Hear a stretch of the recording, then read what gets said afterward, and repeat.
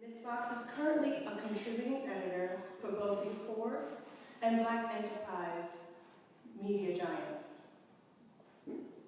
We are honored to have Ms. Fox here with us this evening, and we hope that her words will continue to inspire us all to lift as we climb. I ask at this time that you please welcome Ms. Fox.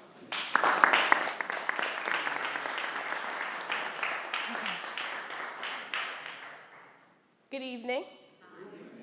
All right, so before we start, I need you guys to stand up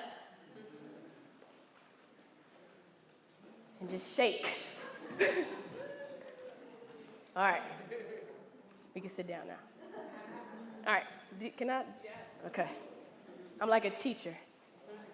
All right, so before I begin, I want to first thank you all because you guys were the Black individuals I emulated while I was at Howard University. And it'll be 10 years in 2020 since I graduated from Howard. And I joined organizations such as NABA to connect with individuals who could help guide me throughout my financial career. So I want you guys to understand the power that you have sitting in this seat, because there are individuals who were just like me, 17 years old, 18 years old, sitting at a university, wanting to be just like you.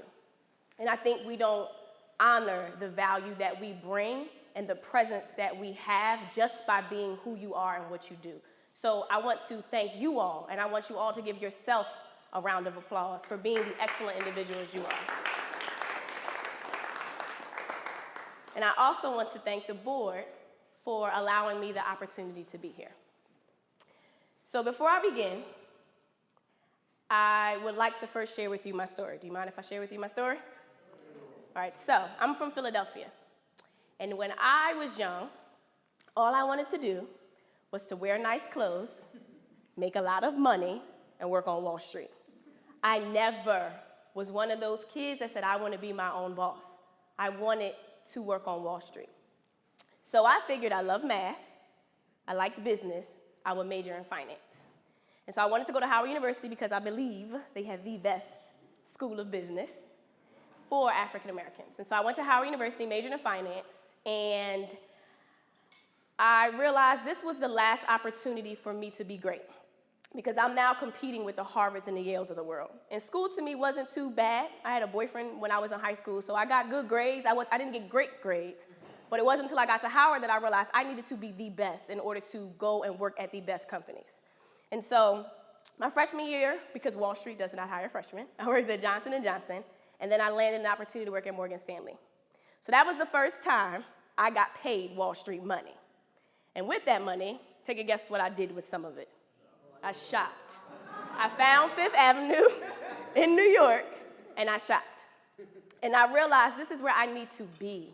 I love the environment, I love the energy, I need this. Following that, I had two other internships at Wall Street investment banks, and I realized, okay, this is where I'm going when I graduate. So I landed an opportunity at JP Morgan, and I worked in asset management.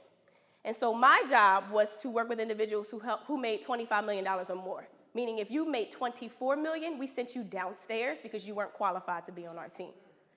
And I saw everything from where they shopped, where they lived, where they traveled, how much they did not pay in taxes, and how they taught their kids. And so by this time, I think I'm like 20, 21, 22, making six figures. I'm the first person in my family to go to college. I now make more money than both my parents. But when I went back to Philly, I was a rich girl. I looked good, I traveled the world, so everybody thought I had money, not realizing I was the only Black female, and I was a first and second year analyst on Wall Street, and I was the lowest paid person on my floor. But I realized that there was a difference between how people with money thought about money compared to how people who didn't have a lot of it and how they perceived it. And I realized that there was a disconnect. But I also realized you should not have to come from money for someone to teach you about it. You should not have to work in finance, major in finance, to get exposed to something we use every single day of our life. So I realized, I am that crazy millennial that said, to hell with this job, I deserve to be on the other end of the table. Now, how? I had no idea. But I knew that God put me here for something bigger. And I wanted to talk to the people Wall Street would not talk to. So I realized this may be 10 months into my career. So now this desire to be on Wall Street, I no longer had to stay because I did everything I could to be in this position, but I did it for the wrong reasons. I wanted to make money. And when you chase money, you're always going to find somebody that has more of it. So what are you really chasing, and are you ever happy? So I was unhappy, and I realized I wanted to do what I loved. So I ended up quitting my job, had this big old quitting my job brunch. Everyone from everywhere came to celebrate. I was not going to wear any stockings anymore. I was going to wear polka dot yellow pants. I was going to do what I wanted to do. And I knew who I wanted to be. I just didn't know what I was going to do. So by this time, I had all these financial certifications, and I ended up as a financial advisor. And so I was targeting low to moderate income people because the companies that I had access to would never talk to them. And the problem is the people that don't really have a lot of money don't know these companies exist. So technically, I was the middleman. In the midst of that, I completely forgot about this. No one tells you when you run a business, you don't make money every 2 weeks. So the same life I had on Wall Street, I continued that life when I had a business, and I lost everything. Maxed out credit cards, negative bank accounts, got evicted from my Harlem apartment. I ended up back in Philadelphia, slept on my parents' couch for 2 years. Every day, woke up to a father who, to this day, tells me I need to get a real job. And it was hard, because how could you go from making 6 figures to telling the world to follow their dreams, to teach people about something you don't even have in your bank account? But something inside of me knew that it wasn't about the tangible asset that defined who I was, because I needed money to define me as a person. Not realizing that when you hit rock bottom, sometimes the only direction you have is to go forward. So now, Ashley, you have no money. You have a car, and you have your parents' couch. Who are you? But there's a world out there who needs you. And so randomly, I was featured on Jim Cramer's The Street for Black History Month. I created this word called empathy, which is the word empower and modify merged together. And I was on the internet, and my interview went viral. Mind you, I had no website, no email address, and I said, I never signed up to be famous. I don't even know what I'm doing. And so for 8-9 months, I worked out at a Marriott Lounge in downtown Philly because there was free Wi-Fi, and it was in the center of the city. And that's where I met with all my clients. 8-9 months later, I opened an office. By this time, I have over 200 clients. I'm making all these companies a bunch of money, and I was unhappy because it started to turn into a job. And I realized that God put me here to do something bigger. But the problem was I was dealing with adults, and no offense, I'm 1-2. You cannot change an adult, and you cannot make them want to be better financially, let alone as human beings. But I realized I was dealing with a lot of broken people, mentally and financially broken people. But in order to prevent that is if you teach a child. So I said, by this time, well, I have no kids. I have a beautiful 1-year-old niece. I have no kids, and I've never been a teacher. But we need to put financial education in our schools because I messed up, took out student loans, maxed out credit card. I did everything wrong. But why is it that a child that comes after me has to make the same mistakes and learn about money after they make the mistake? Because think about it. You learned about money after you made the mistake. But no one teaches you before because our adults don't think we are qualified enough to educate the kids. So now we just let them live life, and now we're creating a generational cycle of debt versus generational wealth, which is what I saw on Wall Street. So I realized, okay, I go pitch my idea to this principal in Philadelphia. She says, do you want to run your pilot program at this school? I said, okay. So I taught 6 classes for free, 4 at one school, another school reached out, and I'm educating kids, sitting in classroom, understanding the Common Core, that's what they learn, how they read, just everything. And I realized this is what makes me happy. Now, financial advisory is funding this business because remember, I'm not getting paid. Fast forward to the next year, we got a contract with School District of Philadelphia. To this day, we've been in over 50 schools, and we're now in 3 states. And my goal is to be able to create financial education programs and implement them all throughout this country. I don't care if you are black, brown, white, yellow, purple. If you don't come from money, someone needs to teach you about it. But the problem now, I realize, it's not about the money, it's about the mind we have. Because if your mind's not right, your bank account won't be right. So I realized that I don't like our school system. I have taught in some of the worst schools in Philadelphia. I don't like how they treat our teachers. I don't like the students and how they treat the teachers. I don't like how the school system does not provide support to the teachers. I don't like that my classrooms don't have lights in the classroom, not realizing that affects how a child learns. So I said, I'm going to figure this out. Schools will come to me and say, well, why would we pay you when we can go get a free program from a bank? No offense to individuals that work at a bank, your job is not to educate. There was a reason CRA was created, because you are now forced to be able to provide financial education. But it's hard to teach us about something that we are mentally broken when it comes to it. My job is to now strengthen our mind, and then I can reach your heart, and then I touch your bank account, because we have to change the way we think.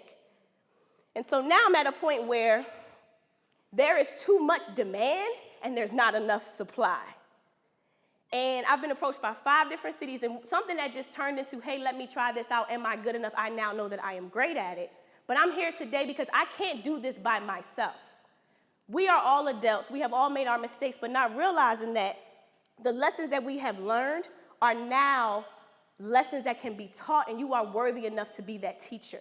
But there is a disconnect from a 17-year-old sitting at a college desk, who I used to be, to who we are today. A big disconnect. And so as I'm sitting here thinking about lifting as we climb, all I could think about was a rope. And we had this rope that we were climbing. And as we were climbing, we were lifting, we were strong. But we stopped climbing. And we're holding on to this rope, and we're down to the knot. And we're holding on, and we won't let it go. Not realizing that this rope that we are holding on as Black people has been the same rope we have held for 400 years. This rope was not built for us. It was not made for us to be successful, and we have grown dependent on this rope. And it's now time for us to build our own rope and change what we have been accustomed to, because it's not going to serve us in the future. But here's why we stopped climbing. We got distracted. The society, this country, everything has caused us to stop. We stopped climbing because we got angry. We stopped lifting because we felt pain. Because yes, we have a government that does not support us. Yes, our schools are failing. Yes, they are still sending our Black men to prison. Yes, something that put a lot of our Black men in prison is now making billionaires in this industry. Literally, I saw it today. Literally. Yes, our neighborhoods are still falling apart. But you know what that does? Just think about it. When you watch the news, yes, they're still killing our Black children. How does that make you guys feel? Angry? What else? Scared? Helpless? What I need you to understand is that all of this pain, this helplessness, this fear, this hurt is what's inside of us that needs to come out. Because with adversity comes opportunity. If we focus on the problem, all we are going to see is problems. Why not look at this as if it's an opportunity for us to redefine who we are, to build our own rope? Now, how many of you have ever eaten an orange before? So let's just say I'm holding an orange, right? And I squeeze the orange. What comes out of it? Juice? What kind of juice? Why? Because it's orange, but why is orange juice? Is it pineapple juice? Why is orange juice coming out of it? What'd you say? Because I'm squeezing it, but why isn't it milk? Why is juice even coming out at all? Because it's made of it. What else?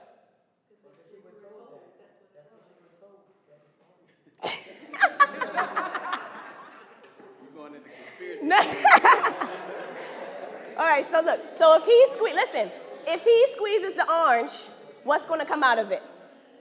If he squeezes the orange, what's going to come out of it? If she squeezes the orange, if my mom squeezes the orange, because that's what's inside of it, right? Now, it works the same way with people.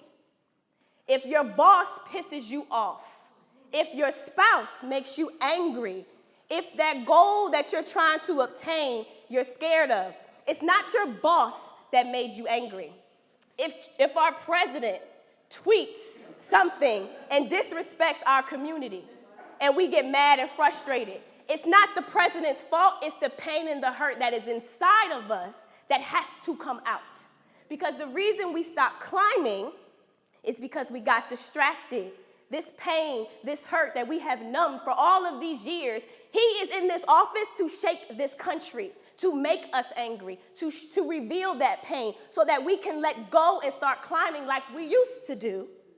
And now we need to realize we need to build our own rope. Let's let go of this pain.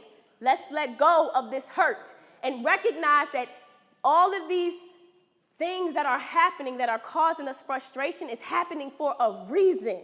But as opposed to looking at it as adversity, it is an opportunity for organizations like this to be better, to redefine what it looks like to be in the financial industry. There is a disconnect. We need to stop telling our young black boys to be that football player, that basketball player.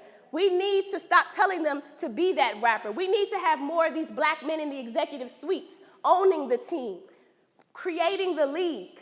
We are the commodity. We are the reason that there are Fortune 500 companies. I need you to understand the power that you have. But if we are just accepting this rope because it was given to us, why don't we understand that we are capable of building our own rope? That's what we need to do. That's what organizations like this are here to do. But in order for us to change, we can't just take action. We can't just protest. We can't just want to teach more. We can't just complain on social media, because you have to change the mind first, and then the action will follow. Because if you don't change the identity of how we see ourselves as people, the actions don't mean anything. We have to change who we are. So I got 3 things for you that we need to do. First thing, I need you guys to build your own rope. What is that dream that you have been putting to the side? What is that vision that you wanted to create? What is that job that you wanted to quit because you know you are worth more and you deserve more? What is that you keep pushing to the side because you don't have enough money? You see, I didn't ask you to pay for the dream. I needed you just to dream. I needed you to create that vision. That's what matters, because when a child sees you living your dream, they now believe that they can live theirs.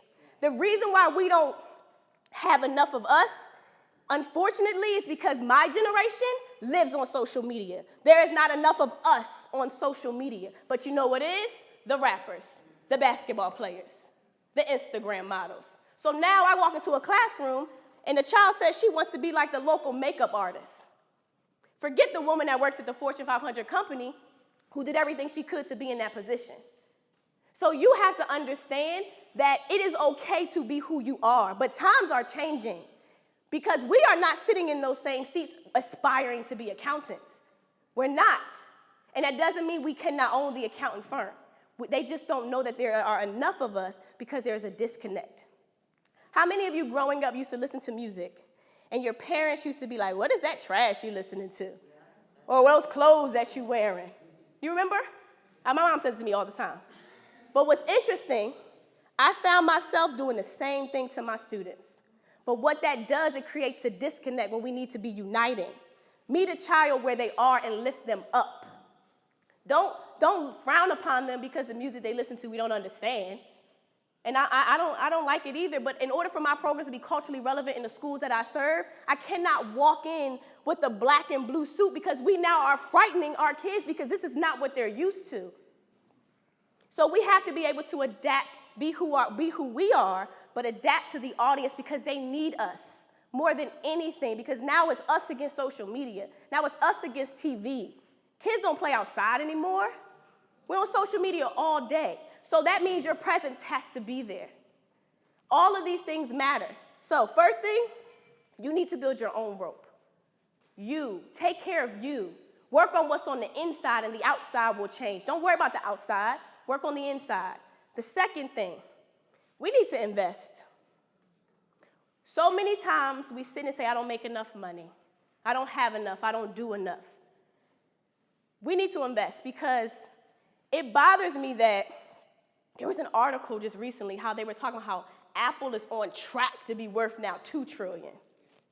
And guess who's going to stand in the line, get this new phone with the camera that works the exact same way as the other camera, But we are loyal to the brand, but we're not loyal to our bank accounts. Why are we just a consumer? Why do we have that buying power, yet we still feel like we don't have money? Because we value them than we do ourselves. We will buy the iPhone, not even realizing the stock is cheaper than the iPhone. And that company has more money than the U.S. government. But I'll tell you, I have an iPhone. I'm sorry for my Samsung users, but I have an iPhone, and I am loyal to the brand.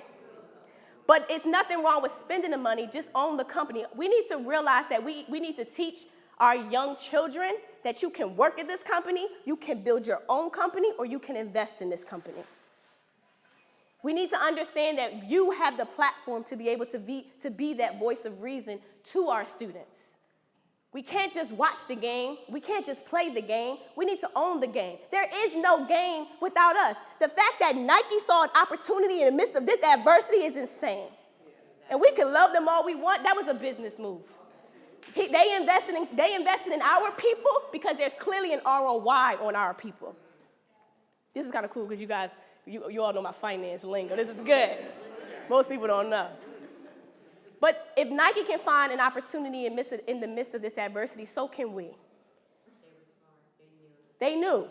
At the end of the day, one thing I learned about Wall Street, they will protect their bottom line. Therefore, if you are going to protect your bottom line, and you own this company, you invest in this company, why can't I invest with you? You're investing in my people, therefore I need to invest in you. Because clearly, if you're going to pay this man millions of dollars, how much do you think that he's going to make, this company is going to make off of us?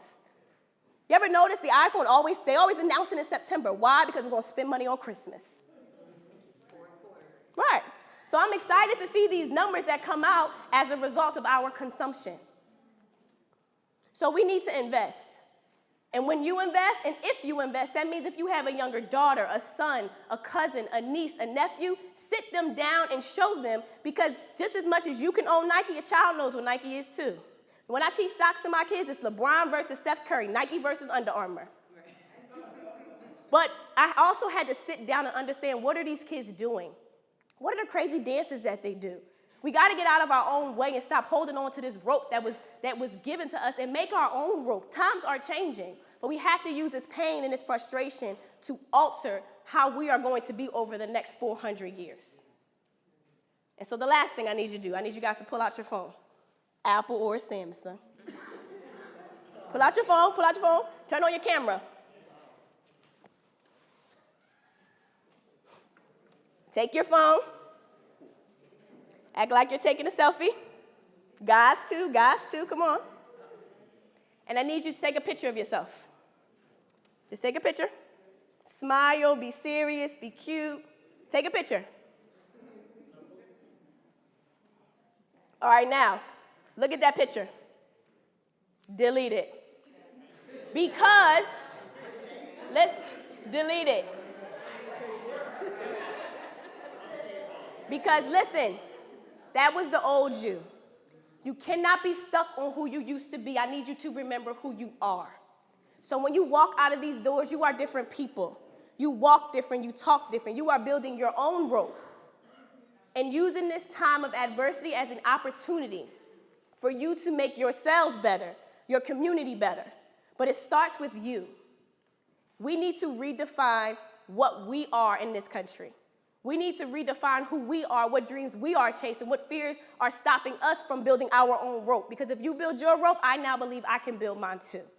We have to let go of who we used to be. Because who we used to be has only gotten us this far. Who we need to be tomorrow has to be somebody different. Thank you.